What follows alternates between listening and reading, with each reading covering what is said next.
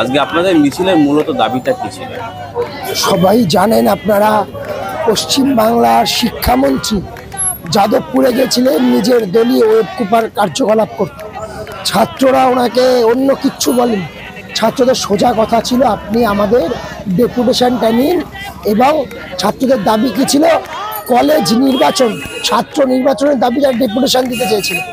তারপর শিক্ষামন্ত্রীর যে ঔদ্ধত্যপূর্ণ আচরণ, সে জিনিস আমরা সবাই দেখলাম টিভির পর্দায়। শিক্ষামন্ত্রী কী করলেন? শিক্ষামন্ত্রী যে ছাত্ররা ওখানে দাঁড়িয়ে ওনাকে ডেপুটেশন দিতে চেয়েছিল, তারা বিক্ষোভ কর্মসূচি করছিল, ওপর দিয়ে গাড়ি চালিয়ে নিয়ে গেলেন। অহংকারের পরিপূর্ণ শিক্ষামন্ত্রী। তারপর ইন্দ্রানুজ হসপিটালে ভর্তি আছে। আমাদের এসএফআইয়ের কমরেডরাও যাদবপুরে ওখানে আক্রান্ত হয়েছে। আর তারপর তখন তার বিরোধিতা করবার জন্য গতকাল এসএফআইয়ের ডাকে কলেজ বিশ্ববিদ্যালয়গুলিতে ধর্মঘট ছিল, সেই ধর্মঘট ভাঙবার জন্য ছাত্রছাত্রীরা সেই ধর্মঘটে সাড়া দিয়েছিলেন। সেই ধর্মঘট ভাঙবার জন্য ইউনিভার্সিটি কলেজে তৃণমূলের গুন্ডারা, বহিরাগত গুন্ডারা কলেজের ভেতরে ঢুকে এসএফআইয়ের উপর আক্রমণ করে। তার সাথে সাথে আমাদের পার্টির, আমাদের ছাত্র আন্দোলনের প্রাক্তন নেতৃত্ব কমরেড সুজন চক্রবর্তী থেকে শুরু করে কমরেড পলাশ দাস, ছাত্র যুব আন্দোলনের প্রাক্তন নেতৃত্ব, তাদের উপর পর্যন্ত আক্রমণ নামিয়ে আনা হয়। এই সমগ্র ঘটনার প্রতিবাদে আজকে অশোকনগরে এসএফআইয়ের কর্মসূচি ছিল। তৃণমূলের যা অভিযোগ, তৃণমূলের নেতারা বলছে প্রাপ্ত বসুর উপর আক্রমণ করবার চেষ্টা করা হয়েছিল এসএফআইয়ের পক্ষ থেকে। সেই সঙ্গে তৃণমূল নেতা দেবাংশু ভট্টাচার্য ইতিমধ্যেই সোশ্যাল মিডিয়ায় দেখা গেছে, তিনি বলেছেন 1 ঘন্টা সময় দিলে মমতা ব্যানার্জি যদি 1 ঘন্টা বদলানায় বদল চাইয়ের বিষয়টা তুলে নেন, 1 ঘন্টা লাগবে না, লাল ঝান্ডা উড়বে না যাদবপুরে। লাল ঝান্ডা কিংবা সাদা ঝান্ডা এসএফআইয়ের কথা বলছে এসএফআই নাকি ওনার উপর আক্রমণ করেছে। আর ওনার শিক্ষামন্ত্রী তো নিজে মুখে প্রেস কনফারেন্স করে বলেছে যে এসএফআই এসেছিল, এসএফআই ডেপুটেশন দিয়েছে, এসএফআই নিজের কথাটা শান্তভাবে কোনো ঝুটঝামেলা না করে বলেছে।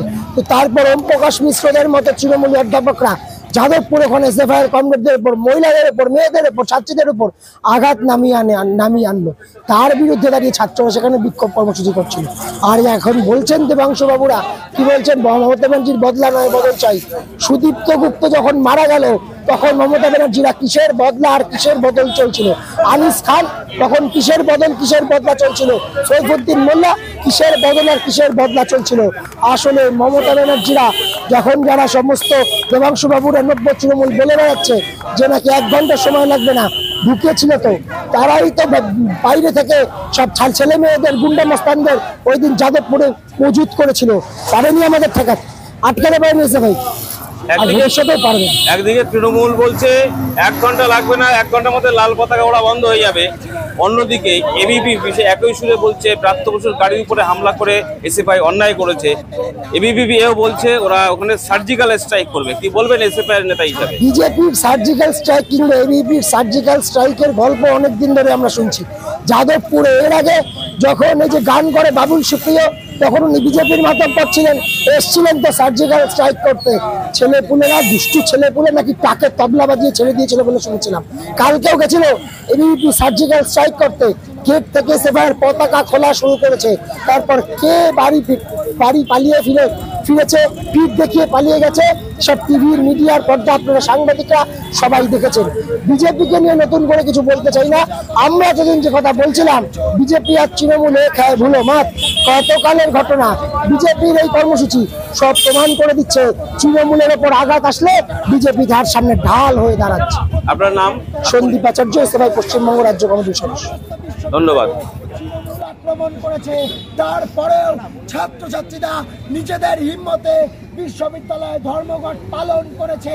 আর গোটা রাজ্য জুড়ে ছাত্রছাত্রীরা প্রমাণ করেছে তৃণমূলের ঘুঘুর বাসা ভাঙার কাজ শুরু হয়েছে যাদবপুর থেকে। এর শেষ দেখে তবে আমরা ছাড়বো, এর শেষটা দেখা পর্যন্ত আমরা ছাড়বো না।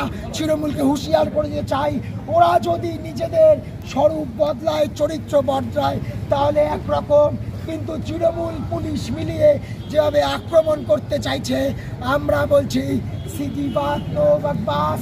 এর পরের দিন যদি আইন শৃঙ্খলা বিকৃত হয় সারা রাজ্য জুড়ে, তার দায় এসএফআই নেবে না, তৃণমূল আর পুলিশকে নিতে হবে।